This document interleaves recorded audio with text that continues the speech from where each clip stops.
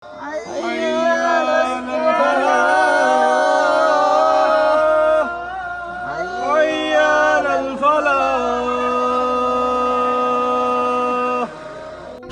masyarakat Muslim di Spanyol mulai membaca azan pada hari Jumat dari balkon untuk mendukung dan berterima kasih kepada semua warga yang terpaksa bekerja di luar rumah.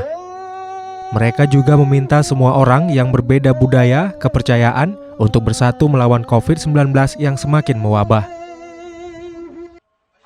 Muslim di negara itu diminta membacakan azan kepada semua orang yang bekerja melawan virus corona setiap hari Jumat pukul 19.30 dari balkon, teras, atau jendela, bahkan di depan toko-toko yang menjual berbagai macam kebutuhan sehari-hari.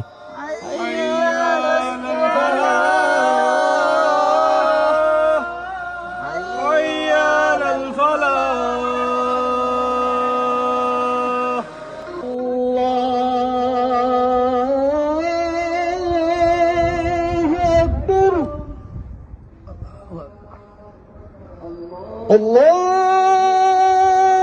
Akbar,